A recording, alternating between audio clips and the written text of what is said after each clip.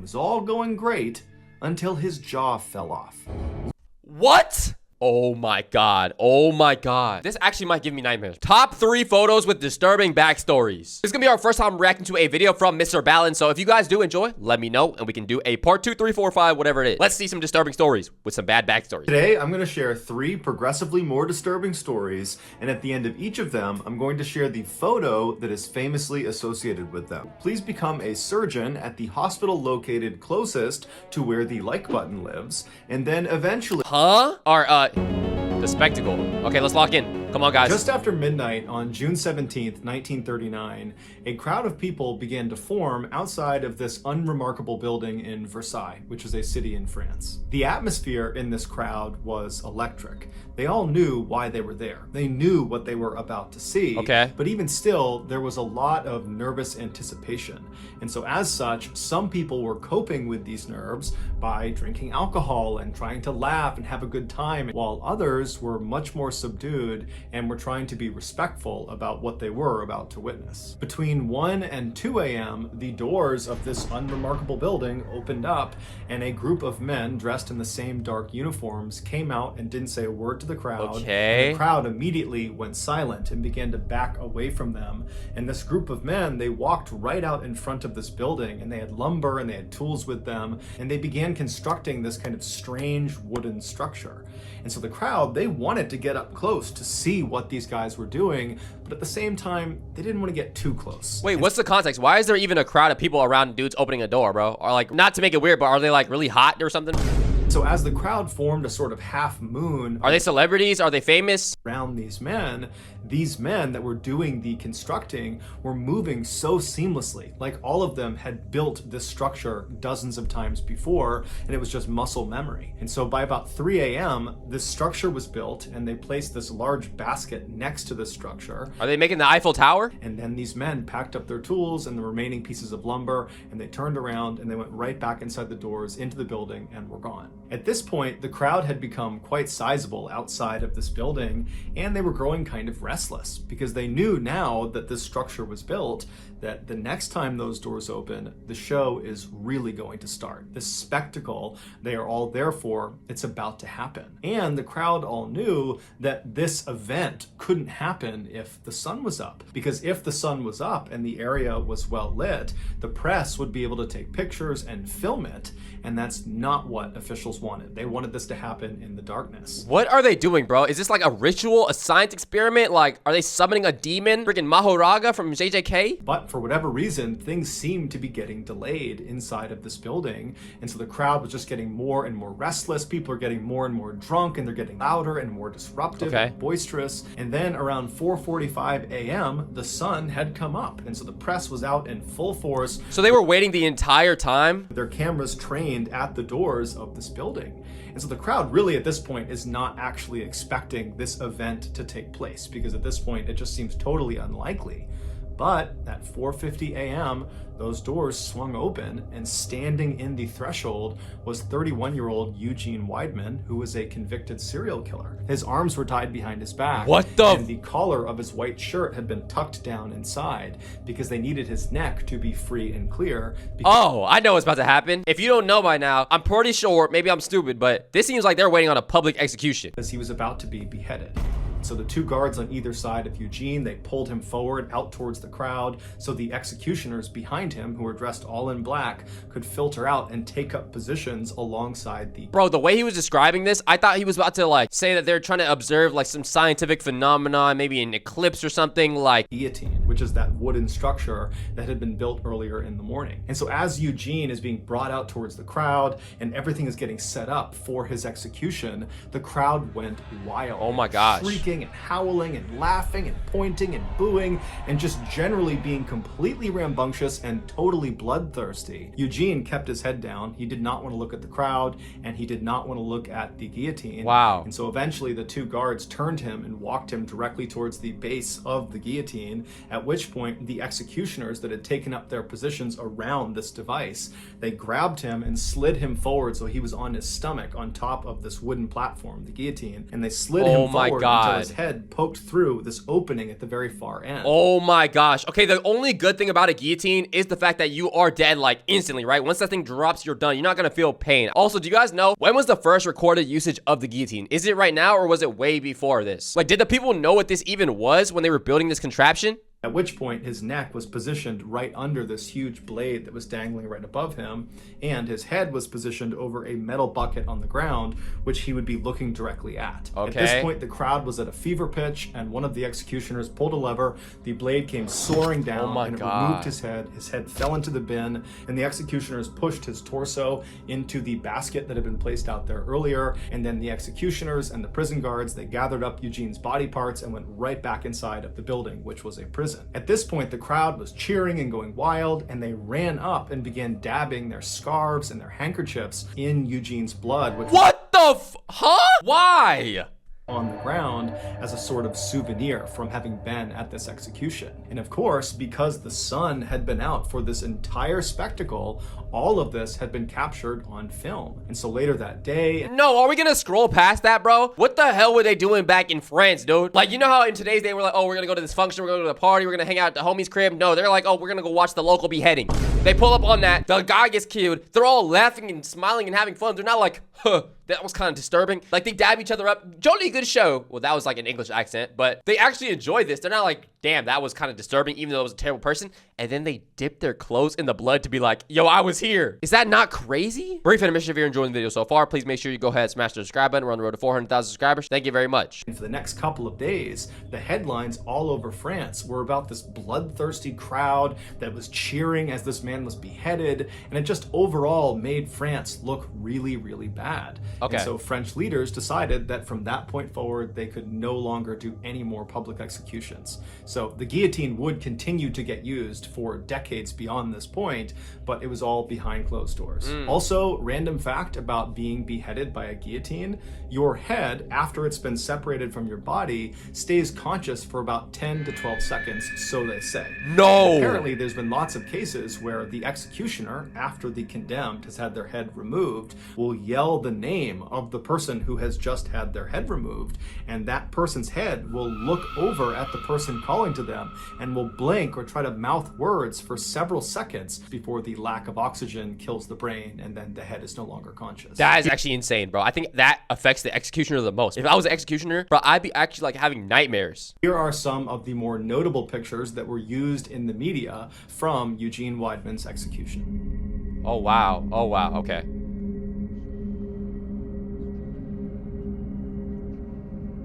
Real photos as well. That's just crazy. In the early 1900s, Eben Byers was a man who other people envied. He was born into a very wealthy family in New York City. He attended Yale University in Connecticut, which is a very prestigious Ivy League university, and he was devilishly handsome. After his fun fact, he was sexy as hell. I like that. Okay. graduation, he didn't need a job because his family was so rich, and so instead he focused his time on a passion of his, which was golfing. And in time, he became this world-class golfer, going so far as to win the 1906 U.S. Amateur Tournament, which is the biggest amateur golf tournament in the world that most of the winners go on to become professional golfers. And so Eben most likely would have followed that path and become a pro golfer had his father not just handed over the very successful metalworking business that he started that made his family wealthy in the first place. W nepotism right there, man. And so Eben stopped his golf career and became the chairman of this incredibly successful company. And so overnight, he basically went from being just rich to being uber rich, making more money than he could possibly spend. But Eben did attempt to spend his money. He pretty much immediately began buying up luxury properties all over the country. He bought horse racing stables in the United Kingdom and in America. These are still smart investments, right? Or are they like just bad liabilities rather than like appreciating assets? Because buying property is always a good idea when you do have money. You're not really like spending your money, I would say, like in the sense of buying dumb stuff. He bought an entire luxury box at Forbes Field, which is where the Pittsburgh Pirates professional baseball team used to play. And so in addition addition to owning all these incredible things, Eben also, through his role as chairman of this company, began connecting with and befriending very powerful and influential people like the founders and executives at the Coca-Cola Company. And so all in all, Eben's life was really going quite well until 1927. That year, Eben was 47 years old, and he took some time off from gallivanting around the world and rubbing shoulders with famous people to go catch a football game at his alma mater at Yale University. Okay. So he hops on a train, he rides to Connecticut, he watches this game, and then afterwards he gets back on the train to head back to Pittsburgh. And this is a very long ride. It's over 12 hours long. And so Eben naturally bought a first-class ticket, and so he was inside of a train naturally he just bought the most expensive ticket, bro. Way to flex on us, bro. car that had bunk beds for passengers to sleep on during the ride.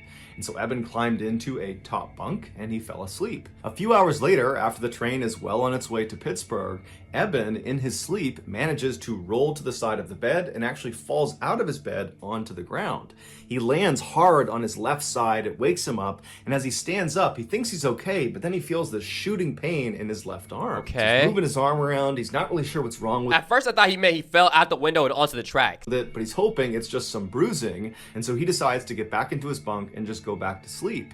And so he manages to fall asleep despite the pain, and then when they roll into the station in Pittsburgh several hours later, he wakes up and right away he feels that pain in his left arm. And so after getting off the train and going back to his house and dropping off his luggage, he went right to his physical therapist's office to ask him if there was anything he could do to help with the pain in his arm. And so the physical therapist examines Eben's shoulder and determines that, This was like way in the past though, right? Because I feel like they might give him some like weird ass remedy, bro. They might tell him like, drink some elephant sperm and then you'll be alright. no structural damage to his arm, but obviously Eben is in pain. And so he says, look, there's a new product that came online that's quite expensive, but since you're a man of means, maybe it's something you want to consider. It's called Radithor, and it's supposed to dull aches and pains, and it's supposed to give you this huge boost of energy. And so, maybe you want to try that. And so Eben was really excited. Now what the hell is in that bottle, bro? Please just tell us what it is. What is there? What is that? At the notion of taking this new health tonic and said, yeah, let's do it. And so his physical therapist wrote him a prescription for Radithor. Eben took the prescription and he went to the drugstore. He picked up a half-ounce bottle of this liquid. He went back to his house and as prescribed, he Yo, bro, what is in this suspicious liquid, bro? What is it? drank a very small spoonful of this liquid. And right away, he felt this surge of energy. The pain in his arm started to fade. Oh. All the things this health tonic claimed to be able to do, it was doing. And so over the next couple of days, Eben very diligently every day took the prescribed amount, a very small spoonful of this Radithor, and every day he felt better and better and better. Not just the pain in his arm, Until one day he does it and he grows a third arm from his... but overall, he felt happier, he felt fitter, he felt alive, and he was attributing all those feelings to this miracle tonic. And so he began taking more and more of this tonic, well beyond what was prescribed, to the point where he was drinking 3 full bottles of Radithor every single day. And so for Yeah, he's addicted. Oh my God. years he did this, and it was all going great until his jaw fell off. What? Huh? What do you mean his jaw he was just like... It just falls clean off? How does that happen? Why did he just say that like it was normal? Literally, in 1931, one day, his lower jaw just separated from his skull and went slack.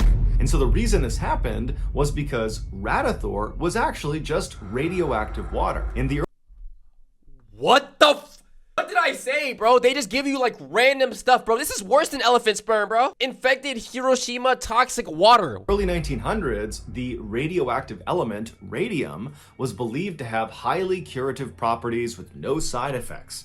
And so naturally, Bro, if we were born back in this time everything, we would have been dead by like 20 years old. Well, for me, I mean, I guess elephant in the room is probably slavery. But assuming like that didn't exist, just off the medical remedy stuff, bro, they give you elephant this and that, rat poisoning. They say, yeah, don't take a shower because showers aren't necessary. Well, I mean, to be fair, we don't shower today either. have highly curative properties with no side effects. And so naturally, at the time, dozens of health products were created with radium being their main ingredient. And Radithor was one of those products. It was literally just water. I should have known when it said rad. Rad is always like radiation or radium or something related. Radioactive, etc. And radium. And so after consuming over 1,400 bottles of Radithor over a 3-year period, Eben's body was finally just starting to disintegrate from the... Yo, hold on. This dude Edmund might have like the best body of all time. If it takes you that many bottles of radium to actually like feel the effects, what the hell? I feel like a normal person, after the first or second bottle, they're done. It's over. Inside out. After he had his jaw surgically removed, along with large portions of his upper jaw, the rest of his body also just began to crumble. And so by the end of 1931, when his story was making headlines all around the world about the dangers of Radithor and really more specifically the dangers of radium, Eben had become completely bedridden and his skull was now beginning to disintegrate. There were holes forming all over his skull that were exposing portions of his brain. And so by 1932, Eben was dead. Eben was buried in Pittsburgh, and he was buried inside of a lead-lined coffin that was designed to absorb any of the radiation emitting from his bones. And then 30 years after he was buried, so in 1965, scientists actually exhumed his skeleton to see if it was still emitting radiation. And they determined it was still emitting the same levels of radiation as when he died. That's the thing with radiation, bro. Like, you can still find that in the atmosphere a long time after its initial impact, right? Like in Hiroshima. I think also in Chernobyl, like you could test the area and the radiation was there and lasted a long time in the air, in the environment, in the soil. I guess not as much in Hiroshima because the explosion happened in the air and didn't hit the ground, so therefore it would have lasted there even longer. But yeah, it stays in the environment forever. And it affects generations to come. It affects pregnancies. When you have a kid, that kid might have birth defects. Like, it's crazy. Would ultimately figure out that radium, this radioactive element, has a half-life of 1,600 years. So what that means is Eben's body will remain highly radioactive for centuries. Here is a picture of... Yo, lock away this dude's body and like put it deeply underground so nobody can ever touch it. Eben with his jaw surgically radioactive for centuries. Here is a picture of Eben with his jaw surgically removed. It was taken shortly before he passed away. Oh my god. Oh my god. This actually might give me nightmares. I actually have chills. You know what that makes me think of though? Like, you know how back then they had radiation and they just used that as their medicine and they didn't understand it, and then they figured out later that it was toxic? Is there anything of today's day that might not be the same as that, but we're using today that we don't really know the effects of until later and somebody gets hurt by it? Have y'all ever went into like a store or maybe like a parking lot and it says like, oh, this area blah blah blah is known to cause cancer, etc., etc., we're not liable of this and that? I wonder if there's anything new that we're putting into production that is actually harmful and we don't know about it. Obviously, modern science is so much more ahead, so we can test things better, but that still makes me wonder what's out there, you know? There is still some debate about what exactly happened in this story that I'm about to share with you. In this video, I am going to rely on the narrative that was presented in court by the defendant. And so with that in mind, here we go. On the afternoon of December 3rd, 2012, a freelance photographer working for the New York Post newspaper named Umar Abbasi was walking down the stairs of the 49th Street subway station in New York City. This very busy station is located only a few blocks away from the very famous Times Square. And so after Umar made his way down to this underground subway station, he walked over to one of the big automated kiosks that looks like an ATM, and he purchased a subway ticket. And then with his ticket, he walked over to the turnstiles. He slid his ticket through the slot, pushed past the turnstiles, and was now standing out on the actual train platform. And from where Umar was standing, this platform basically was like a huge sidewalk that stretched all the way to his right a couple hundred feet and all the way to his left a couple hundred feet. And in front of this platform were the actual tracks down below, because the train, when it came out of the tunnel, it would actually come right up alongside this platform with almost no clearance between the platform and the train. Okay. As such, the leading edge of the platform, basically the lip of the train platform that's closest to the train tracks, has this big yellow line painted all across it to keep commuters from standing too close to the edge, because if the train came through, they could actually get hit by the train. And so as Umar is standing on this platform and he's looking left and right, it's totally crowded with people and they're all kind of tucked back against the wall away from this yellow line. And so Umar decides he's going to turn right right and wait at the right end of the platform. Okay. Just because he saw down at the far end, there appeared to be a gap in people, and he figured he could stand right there. Right. And so Umar begins navigating past all of these people on the right side of the platform, and for the most part, everyone he is passing either has their head buried in their phone, or they're listening to music, or both. Because the thing about riding trains, especially trains in busy cities, is none of the commuters want to talk to anybody else. They want to be completely left alone. And so as Umar Funny enough, in Japan, like the trains, nobody talks at all. If you talk on a train, no matter how packed it is, like they'll look at you and be like, yo, get this foreigner out of my country, bro. Versus, I guess nowadays in the trains, they be busy as hell, like loud as shit. I don't know, depending on where you live in America, it might be different. Where I live, it'd be loud as hell. There'd be crackheads freaking singing, doing jingles, dancing on poles like strippers, bro. It's crazy. But at some point, he did pass two people that were engaged in a pretty heated conversation. Umar had no idea what they were arguing about, or if they were even arguing at all. He didn't know who these people were, but he took mental note of the fact that two men were kind of bickering with each other. And so he walked past them, didn't give it much of a second thought, and he arrived at a gap in the gaggle of people waiting for the train. And there he just stood well back of the yellow line, where he pulled out his camera and began clicking through the images he had taken earlier in the day at an earlier photo shoot. And so as he's clicking through these pictures, he starts to notice that those two men who had been bickering before are now straight up yelling at each other. They're screaming obscenities at each other. It's not clear who's fighting about what or who was the aggressor, but it's very obvious that at this point they're fighting. And so Umar looked away from his camera and looked left down the platform towards these two guys. And so these two guys are about 100 to 125 feet away from him. And all the people that were standing in the vicinity of these two men are beginning to migrate away from them. They just don't want anything to do with them. Because the thing about being in subways, especially in cities like New York, is there's lots of people that go down into these train stations that are inebriated or mentally unstable. And so very strange and bad behavior is just kind of a normal thing. And people tend to just kind of ignore it. And so that's what's happening. People are kind of walking away from these two fighting men, doing their best to pretend it's not happening. And so Umar spent a couple more seconds staring down the platform at these two men, but eventually just shrugged and thought, you know what, whatever problems they have, they're not mine. And so Umar went back to his camera and continued to click through his pictures when all of a sudden he hears a scream coming from the left side of the platform. But it was not a scream that sounded like it came from either of these two men. And so Umar looked up from his camera and looked left down the platform, and now he just sees chaos. It's people running away from these two men. People are running to get away from whatever is happening around them. And so Umar's thinking these men must have come to blows and they're now fighting actively, physically with each other. But when finally the crowd kind of cleared for a second, he saw a woman pointing down at the train tracks right in front of where those two men had been standing. And so Umar looks at the woman and he follows her finger down onto the tracks, and he sees there is now a man, one of the two men who had been fighting, laying face down on the train tracks. Oh my God. And then Umar's first thought is, let me get a picture for Instagram. Well, Instagram didn't exist, but you get what I mean.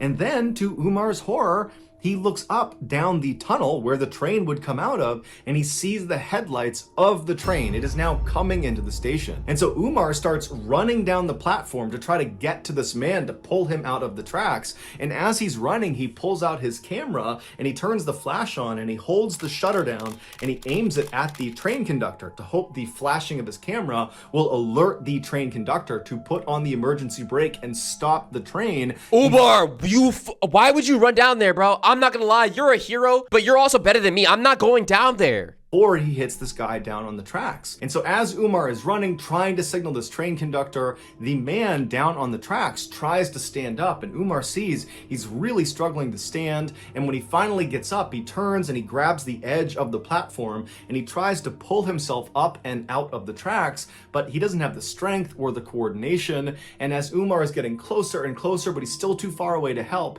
he sees that this guy down on the tracks is not going to be able to get out of there before the train hits him.